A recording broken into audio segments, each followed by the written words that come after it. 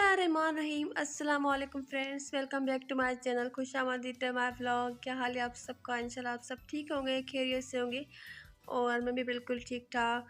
तो यहाँ पर रात का टाइम और डिनर बन रहा है और मैंने मटन कौरमा बनाया था सिंपल सा आलू के साथ। और आलू आप मेरी सारी ही रेसिपीज़ में देखते होंगे क्योंकि मेरे जो बच्चे हैं तो वो आलू चौक से खा लेते हैं, तो इसलिए मैं सारी जो भी चीज़ें तकरीबन बनाती हूँ तो उन सब में आलू जो है तो वो डाल देती हूँ। चिकन कौरमा हो, मटन हो या कोई भी सब्ज़ी हो तो आलू उसमें आपको नज़र आते होंगे। और ये वीडियो मैंने काफ़ी दिनों के बाद बनाई है क्योंकि मैं थोड़ी सी बिज़ी थी, या यूँ समझ लें कि मैं थोड़ी सी परेशान भी थी। मेरे हस्बैंड की तबीयत ख़राब हो गई थी और काफ़ी ज़्यादा तबीयत उनकी ख़राब थी कुछ दिनों तक, और उनको हो गया था डेंगू फीवर जो होता है, उसको डेंगू वायरस भी कहते हैं, जो मच्छर के काटने से हो जाता है। जिस तरह से मलेरिया हो जाता है तो इसी तरह से डेंगू फीवर भी हो जाता है। और उसमें जो होता है कि वीकनेस बहुत ही ज़्यादा हो जाती है। तो मेरे हस्बैंड को भी वीकनेस हो गई थी काफ़ी ज़्यादा, और यहाँ पर मैं उनके लिए सुबह के टाइम पर सीरियल बना रही थी। नाश्ता मैंने उनको करवाया था अंडा और ब्रेड के साथ, और एक हाँ हाँ बॉयल अंडा भी मैंने उन्हें दिया था, और उसके बाद मैं उनके लिए ये वाली सीरियल बना रही थी। और इसको मैंने ग्राइंड कर लिया था, इसका मैंने पाउडर बना लिया था। थोड़ी सी इसमें मैंने इलायची भी डाल दी थी, और उसके बाद मैंने इसको ग्राइंड करके और दूध में इसका मैंने दलिया बनाया था, और थोड़ी सी उसमें मैंने टेस्ट के हिसाब से शुगर ऐड कर दी थी। और जो वीडियो मैंने बनाई तो ये मैंने थोड़ी सी इंफॉर्मेशन के लिए भी बनाई कि अगर किसी को अल्लाह ना करे कि डेंगू फीवर या डेंगू वायरस हो जाता है तो उसमें क्या खाना चाहिए। तो वैसे मैंने काफ़ी दिनों तक कुछ वीडियो बनाई नहीं, मुझे समझ ही नहीं आ रहा था और इतना होश ही नहीं था कि मैं वीडियो बनाऊं, क्योंकि इस जो ये वाला जो बुखार होता है ना तो इसके सिम्टम्स इतने कुछ खास नहीं होते। पहले सर्दी के साथ बुखार आता है जिस तरह से मलेरिया में आता है, और उसके बाद जो है तो वाइट सेल्स ब्लड में जो होते हैं, तो ब्लड के वाइट सेल्स बिल्कुल ख़त्म हो जाते हैं, बहुत ज़्यादा लोग कम हो जाते हैं। और उसके बाद उसमें वोमिटिंग होना शुरू हो जाती है, उल्टी वगैरह, और रात के टाइम पर नींद नहीं आती, बेचैनी बहुत ज़्यादा होती है। और जब मेरे हस्बैंड को तो 3 दिन बुखार रहा, उनके उसके बाद उनका जब हमने टेस्ट करवाया ये वाला तो उसमें उनको डेंगू फीवर आया। और वैसे तो ये इतना ज़्यादा डेंजरस नहीं है, खतरनाक नहीं है, पर फिर भी इसमें वीकनेस भी बहुत ज़्यादा हो जाती है जो आहिस्ता-आहिस्ता ही रिकवर होती है। तो इसमें जो होता है ना, क्योंकि ये एक वायरस है तो इसकी कोई ख़ास एंटीबायोटिक या इसकी कोई ऐसी ट्रीटमेंट नहीं है। तो बस डॉक्टर ने यही रिकमेंड किया था कि कोई नॉर्मल पैराडॉल या कालपोल वाली आप टेबलेट खा सकते हैं, या उसके अलावा अपनी डाइट का ख़्याल रखें, आराम करें, रेस्ट करें। और इस बुखार में जो है तो वो कहते हैं कि पपीते के पत्ते का जो जूस होता है बहुत फ़ायदेमंद होता है, और जो पपीते का फ्रूट है या फल है तो वो भी खाना चाहिए। तो यहाँ पर मैं पपीते के पत्ते का जूस बना रही थी, और क्योंकि ये एक पत्ता होता है तो इसको मैंने वॉश करके और इस तरह से छोटे-छोटे से उसके टुकड़े कर दिए थे, और उसके बाद मैंने इसको छोटी सी ब्लेंडर जार में डालकर उसका मैंने जूस बना लिया था। थोड़ा-सा मैंने उसमें पानी डाल दिया था कि जिससे उसका जूस बन जाए। इससे पपीते के पत्ते के जूस से जो है तो वो ब्लड में जो वाइट सेल है तो वो दोबारा से बनना शुरू हो जाते हैं। और अगर किसी को ये फ़ीवर हो जाता है तो उसमें दूध, दही, अंडा, बॉयल अंडा, और उसके अलावा नट्स वगैरह, बादाम, अखरोट, जो आप चीज़ लेना चाहें, या जूसेस, फ्रेश जूसेस, और ज़्यादा से ज़्यादा फ्रूट खाना चाहिए।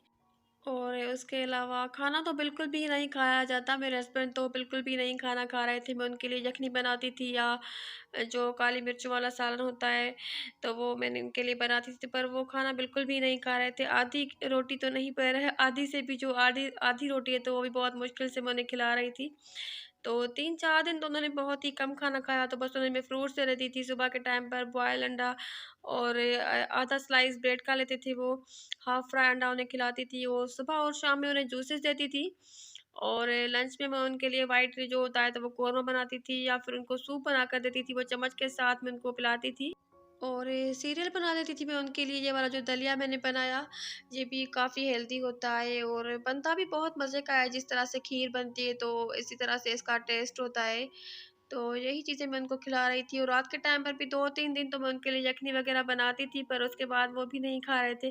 क्योंकि एक चीज़ खा कर वो हो जाता है, और बुखार में या जब मुँह का टेस्ट होता है, जब तबीयत ख़राब होती है तो वो भी कड़वा हो जाता है, तो कुछ खाया नहीं जाता। तो फिर मैं उसके बाद मैंने 2 दिन उनके लिए जो है तो वो रात के टाइम पर मूँग की दाल बनाती थी।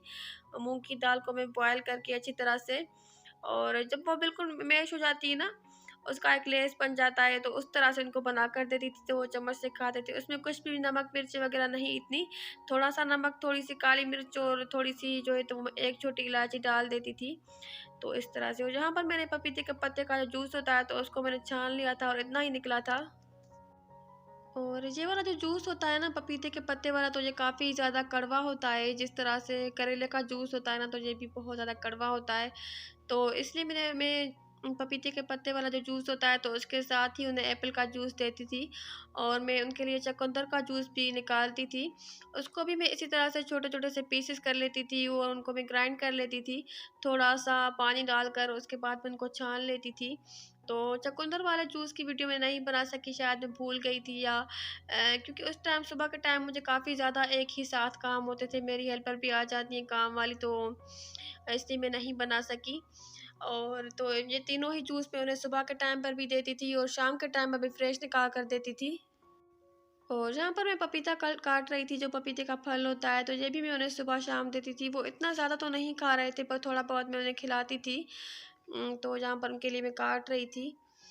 और डेंगू फीवर में यही होता है कि डाइट का ख़ास ख़्याल रखना चाहिए, क्योंकि ये बुखार अपने आप ही ठीक हो जाता है 5-7 दिनों में, पर वीकनेस बहुत ज़्यादा हो जाती है और वेट भी बहुत ही ज़्यादा कम हो जाता है। तो मेरे हस्बैंड को भी 3-4 दिन तक जो है तो वो काफ़ी ज़्यादा तेज़ बुखार था और रात को नींद भी नहीं आ रही थी, बेचैनी बहुत ज़्यादा थी। और 3-4 दिन के बाद जब बुखार है तो वो खुद अपने आप ही नॉर्मल हो गया, कम हो गया। और वैसे वो मेडिसिन खा रहे थे, पेनाडोल की या कालपॉल की जो टेबलेट होती है तो वो खा रहे थे। तो उसके बाद उनकी तबीयत जो है तो वो थोड़ी बहुत बेहतर होना शुरू हुई, और जो उनकी थोड़ी बहुत तबीयत, अल्लाह का शुक्र है कि ठीक हुई। और अभी उनकी तबीयत का माशाल्लाह से काफ़ी ज़्यादा ठीक है, पर वीकनेस तो अभी भी उनको काफ़ी ज़्यादा है, और 1 डेढ़ मंथ तक उनको जो है तो डाइट का ख़्याल मैं उनका रखूँगी। और ये वाला जो पत्ता होता है ना पपीते वाला, तो ये हमारे यहाँ इस तरह से मार्केट में सब्ज़ी या फ्रूट वालों के पास ना अवेलेबल नहीं होता, तो ये मिलता नहीं है। तो ये हमने तोड़वाया था, जो मेरे हस्बैंड के छोटे भाई हैं, मेरे छोटे देवर, तो वो गए थे और तोड़वा कर आए थे। तो काफ़ी ज़्यादा बड़ा होता है ये पत्ता, एक साथ ही पूरे पत्ते का जूस नहीं बन सकता, तो मैंने इसको वॉश कर लिया था और इसके पीसेस कर लिए थे 3-4, और उसके बाद में उनको अलग-अलग से पेपर में किसी कागज़ या अखबार में फ़ोल्ड करके और फ्रिज में रख दिया था, और क्योंकि बाहर रखती तो शायद ये सूख जाता। पत्ता है एक ही दिन में सूख जाता, या फिर इसका जो कलर है तो वो पीला हो जाता है, ये वाला पत्ता जो है तो वो जल्दी से ही येलो हो जाता है। तो इसको मैंने काट कर और उसी टाइम पर फ्रिज में रख दिया था। और एक दिन भी मैंने इनको उनके लिए एक बार पत्ता मँगवाया था, तो उससे वो मेरा 2 दिन तक चल गया था। और उसके बाद दोबारा से मैंने इस तरह के पत्ते मँगवाए थे। और ये देखिए इस तरह से इतना बड़ा होता है, ये काफ़ी ज़्यादा बड़ा होता है। तो इसको मैंने वॉश कर लिया था और उसके बाद मैंने इसके पीसेस कर लिए थे, और इसको मैंने अखबार में लपेट कर और फ्रिज में रख दिया था। और इसके जूस के साथ मैं उनको पपीता भी देती थी, ये भी काफ़ी ज़्यादा अच्छा होता है, और इससे ही जो है तो वो व्हाइट सेल्स ब्लड में जो होते हैं तो वो रिकवर हो जाते हैं जल्दी से। तो ज़्यादा फ्रूट्स तो वो एक साथ नहीं खाते थे, तो मैं क्या करती थी कि उनको थोड़े-थोड़े से इस तरह से देती थी बार-बार। सुबह के टाइम पर भी देती थी या फिर शाम के टाइम पर भी देती थी। तो बच्चों की तरह इनको खिला रही थी, और कभी-कभी मेरे हस्बैंड जो है तो वो काफ़ी ज़्यादा गुस्सा करते थे। उन्हें गुस्सा आता था, कहते थे कि तुम ये हर वक़्त कुछ ना कुछ लेकर खड़ी रहती हो, और मेरी प्लीज़ यार तबीयत ख़राब है, मुझे बार-बार ना खाने के लिए ना कहो। और बच्चों के लिए यहाँ पर शाम के टाइम पर मैंने सिंपल सा चना पुलाव बना लिया था, क्योंकि मुझे भी बिल्कुल भूख नहीं लग रही थी। मेरे हस्बैंड की तबीयत ख़राब थी ना, तो मुझे भी भूख नहीं लग रही थी। और उनके साथ-साथ ही मेरा जो वेट है तो वो भी काफ़ी ज़्यादा कम हो गया था, और मेरी अम्मी वाले आए थे, अप्पू वाले, तो वो भी कह रहे थे कि तुम्हारा वेट जो है ना तो वो भी काफ़ी ज़्यादा कम हो गया है। क्योंकि परेशानियों में और फ़िक्र इतनी मुझे हो रही थी ना कि मुझे भी खाना वगैरह कुछ अच्छा नहीं लग रहा था। तो यहाँ पर बच्चों के लिए मैंने रात के टाइम पर, शाम के टाइम पर चना पुलाव बना लिया था सिंपल सा। और उसके बाद मेहमान थे, आ रहे थे, जा रहे थे, और मेरी अम्मी वाले भी आए थे सुबह के टाइम पर।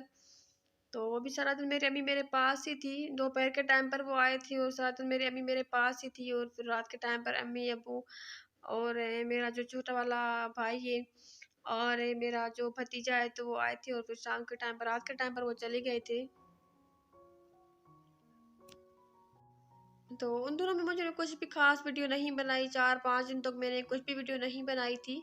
और जब मेरे हस्बैंड की तबीयत कुछ बेहतर हुई, उनका बुखार वग़ैरह थोड़ा-सा कम हो गया, तो उसके बाद ही ये वाली मैंने थोड़ी बहुत वीडियो की क्लिप बनाई थी। और ये वाले फ्रूट और जूसेस वग़ैरह अब्बू वाले लेकर आए थे अभी वाले दिन के टाइम, तो ये वहाँ पर ही पड़े हुए थे किचन में, तो रात के टाइम पर जहाँ पर मैं निकाल कर रख दी थी। और ये वाले जो आम होते हैं, तो अब्बू आम भी लेकर आए थे, बच्चों ने कुछ खा लिए थे।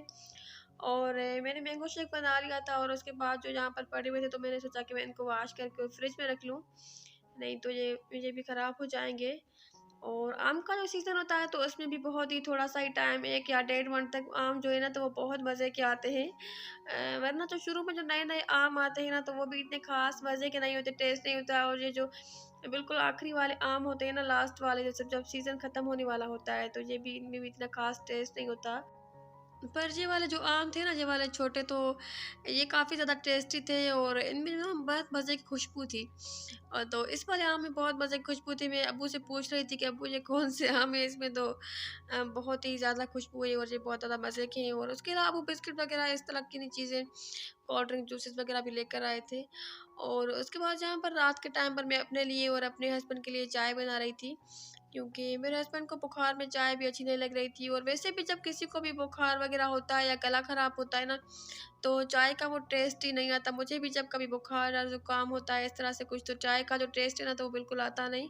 वैसे मैं चाय बहुत शौक़ से पीती हूँ, और मेरे हस्बैंड भी, हम दोनों ही चाय जो है ना, तो वो बहुत ही शौक़ से पीते हैं, और दोनों साथ ही पीते हैं। तो 2-3 दिन तक मेरे हस्बैंड चाय नहीं पी रहे थे, बिल्कुल उन्हें अच्छी नहीं लग रही थी ना, वो टेस्ट भी नहीं आ रहा था। तो वो मैंने भी 2-3 दिन तक ना, जैसे चाय पी ही नहीं, एक ही बार पीती थी, और मुझे मेरा दिल ही नहीं कर रहा था कि मैं चाय बनाऊँ। तो जब मेरे हस्बैंड की तबीयत कुछ बेहतर हुई 3-4 दिन के बाद, तो उन्होंने मुझे खुद ही कहा कि मुझे मेरे लिए चाय बना कर लाओ, तो मैं बहुत ज़्यादा खुश हो रही थी। तो यहाँ पर बस मैंने उनके लिए और अपने लिए चाय बना ली थी रात के टाइम पर, 11:30 या 12 बजे का टाइम था। तो बस इतनी ही थी मेरी आज की वीडियो। अगर वीडियो अच्छी लगी तो वीडियो को लाइक कर दें।